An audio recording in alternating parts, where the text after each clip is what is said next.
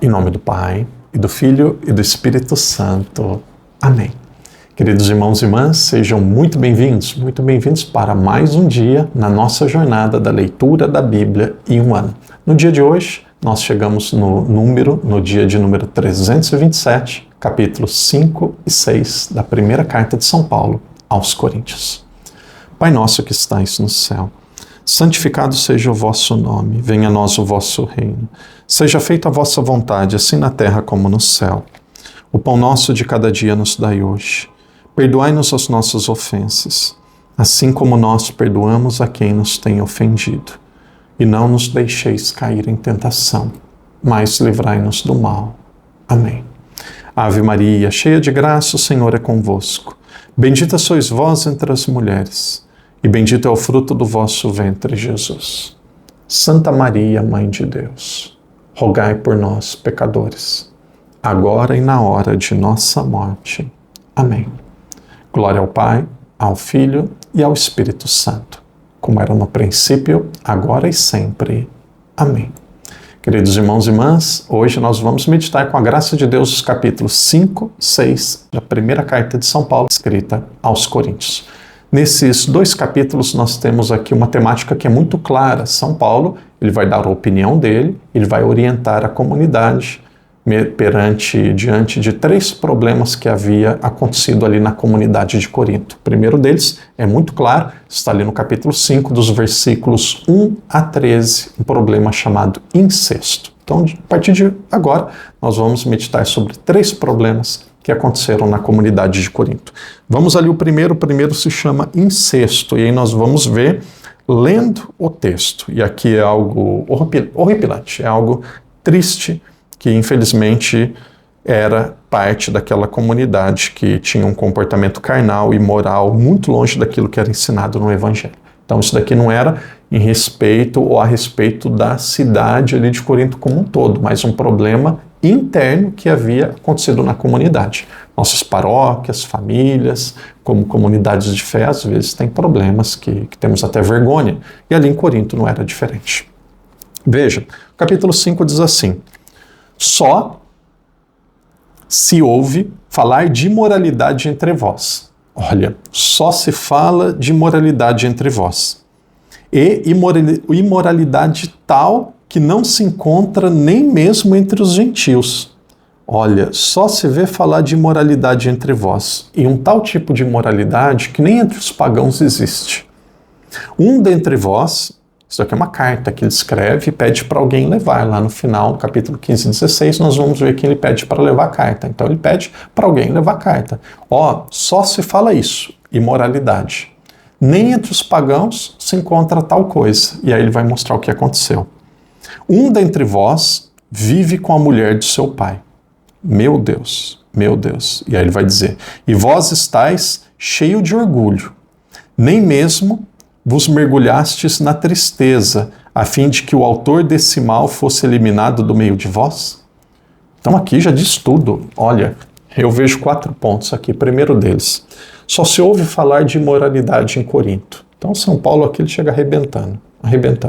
Depois vocês comparam, o padre disse isso ontem, depois vocês voltam ali no finalzinho do capítulo 4, quem quiser fazer esse tipo de meditação, esse tipo de estudo, volta no final do capítulo 4 e veja como esse capítulo 5, aqui parece que são 2 cartas diferentes. Alguém vai falar, padre, temáticas diferentes. Não tem problema nenhum, se é temática, se é carta, mas eu sinto aqui que é como se fossem momentos diferentes que o texto foi escrito.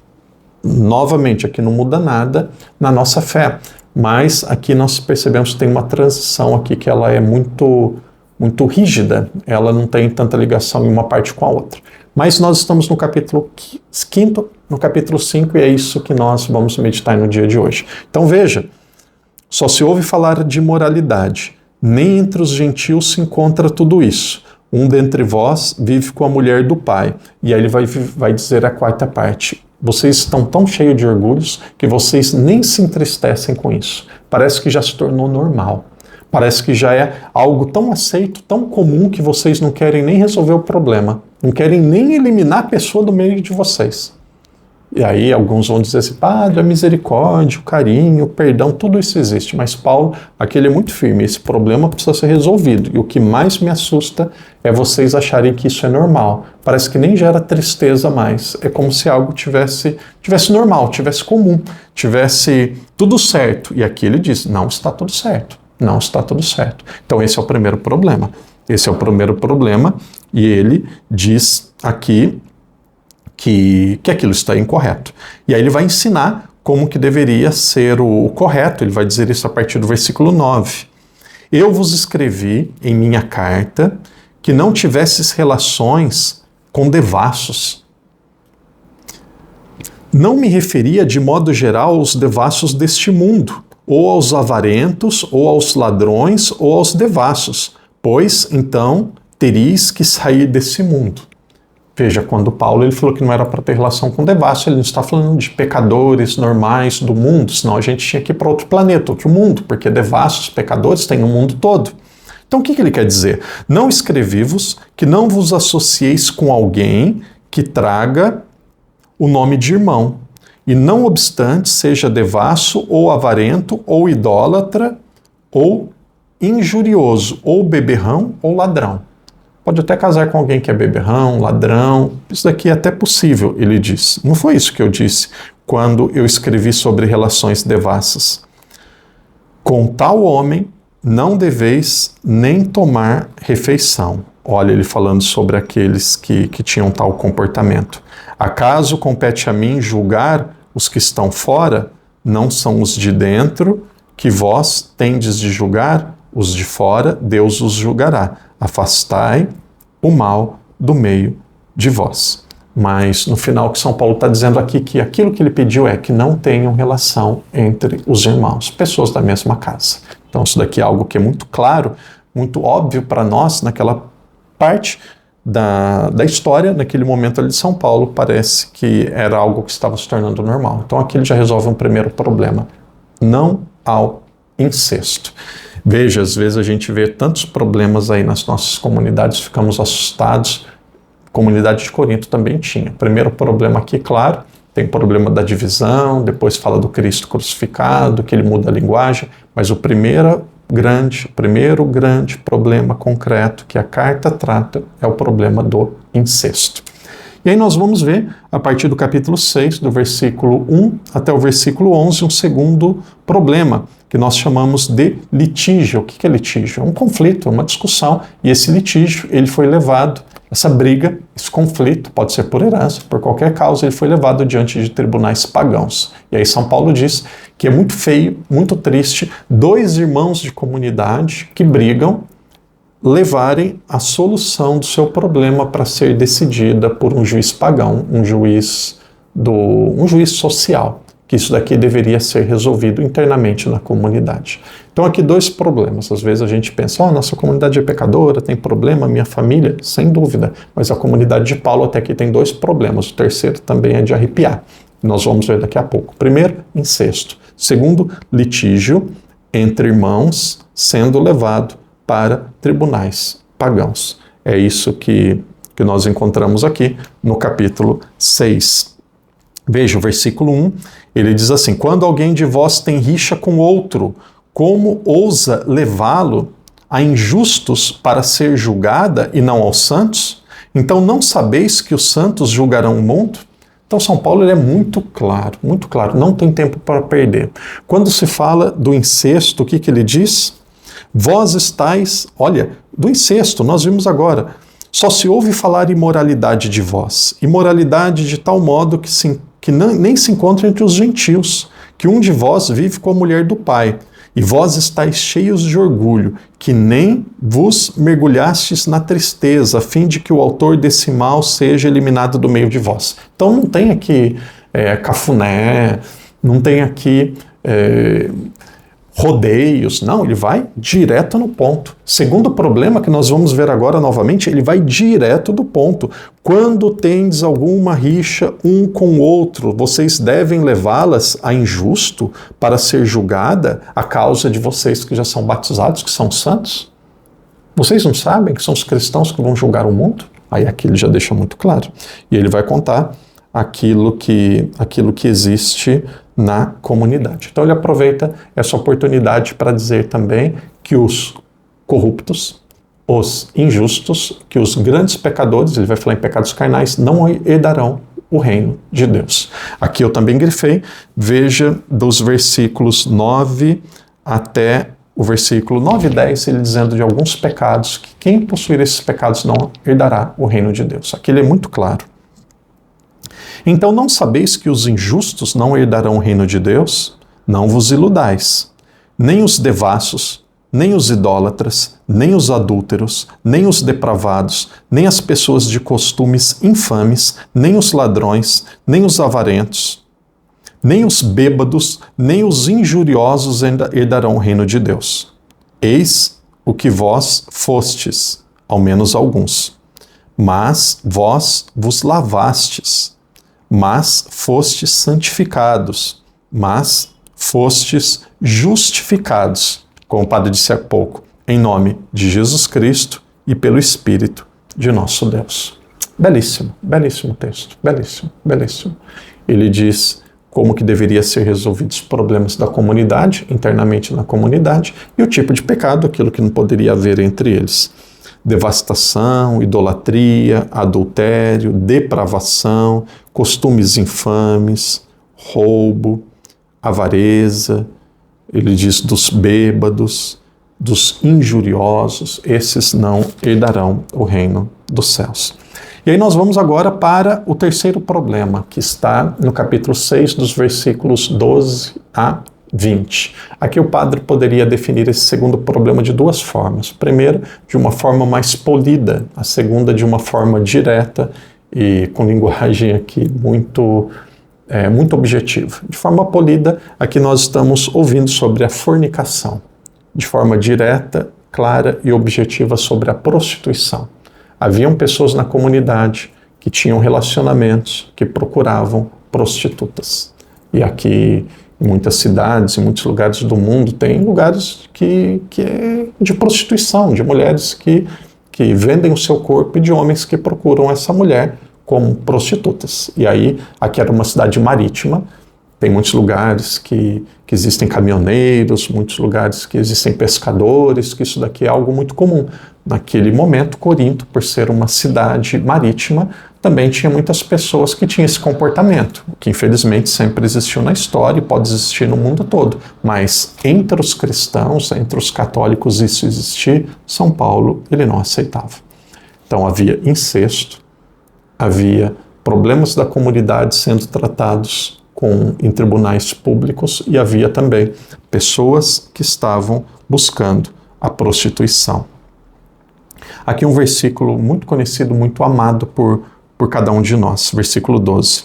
Tudo me é permitido, mas nem tudo me convém. Tudo me é permitido, mas não me deixarei escravizar por coisa alguma.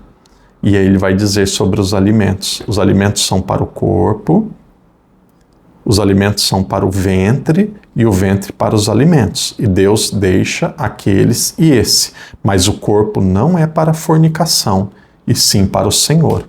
E o Senhor é para o corpo. Ora, Deus, que ressuscitou o Senhor, ressuscitará também a nós pelo seu poder. O corpo é para Deus, não para a fornicação. E aqueles que são casados, naturalmente, para o seu cônjuge. Não sabeis que os vossos corpos são membros de Cristo? Olha... Tomarei então os membros de Cristo para fazê-los membros de uma prostituta? Por certo, não. Não sabeis que aqueles que se unem a uma prostituta constituem com ela um só corpo? Pois está dito, serão 2 corpos e uma só carne. Ao contrário, serão 2 e uma só carne. Ao contrário, aquele que se une ao Senhor constitui um com ele, um só espírito. Fugir da fornicação. Todo outro pecado que o homem o cometa é exterior ao seu corpo.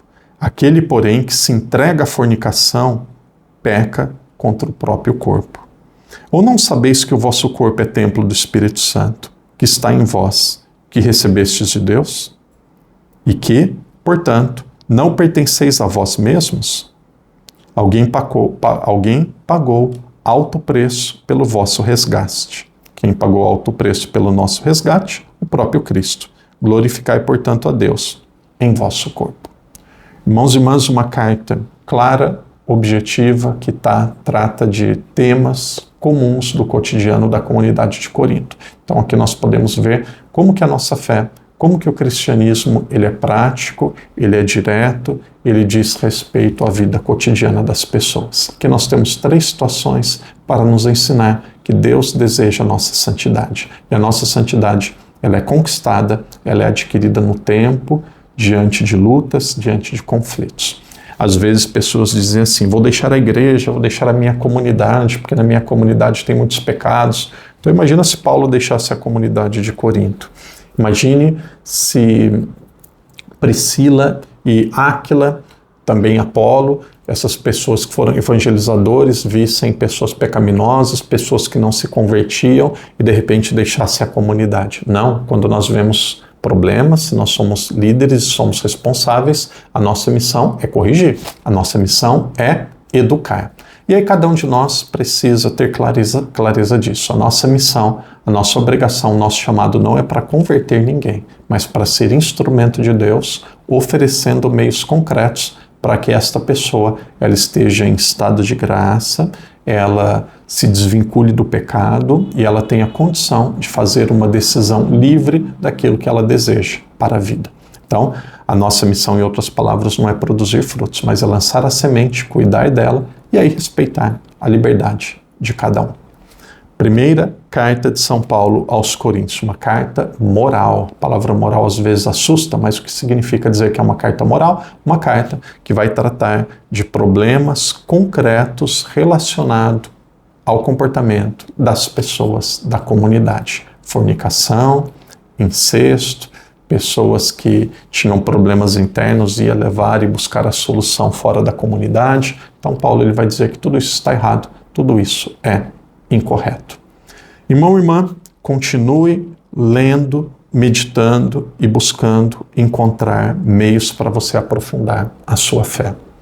Gostaria de, antes da bênção final, de forma muito breve, dizer que estou muito feliz por pessoas que nos acompanham desde o início do ano, pessoas que também estão nos acompanhando aí a partir do Novo Testamento. É uma graça muito grande, nós temos um estudo sistemático de toda a Sagrada Escritura. Quantas vezes eu já ouvi pessoas dizendo assim, padre, eu leio a Bíblia e não entendo, não sei por onde começar. Então, olha, meu irmão, minha irmã, eu fiz a minha parte, nós estamos fazendo a nossa parte. E você está fazendo a sua parte também. O ano que vem nós vamos começar um novo grupo.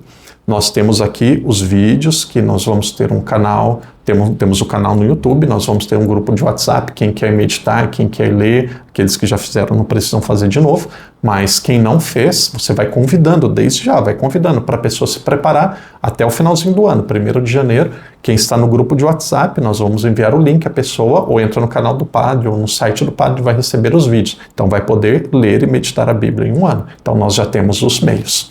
E uma das coisas que me deixa muito feliz, o padre já disse isso outras vezes, é que tem um canal católico, a TV Século XXI, que procurou o padre e ofereceu um espaço, imagina como que é caro uma televisão, e 25 minutos por dia, alguns dias 20 minutos para fazer a transmissão do estudo bíblico, da nossa leitura da Bíblia em um ano. Às vezes canais católicos com conteúdo, com tantas coisas assim que você percebe que não acrescenta em nada. Então o meu agradecimento, o nosso agradecimento em nome do nosso canal, a TV Século XXI, que todos os dias às 6h25 da manhã transmite nosso estudo bíblico. E aí eu estendo as mãos e peço que vocês liguem na Século XXI, agradeçam por eles estarem transmitindo e principalmente colaborem de alguma forma. Aqueles que puderem todos os meses, aqueles que não puderem todos os meses, sejam generosos e façam uma contribuição. Essa é uma das formas de nós ajudarmos a TV a continuar no ar, cumprir os seus compromissos e também dizer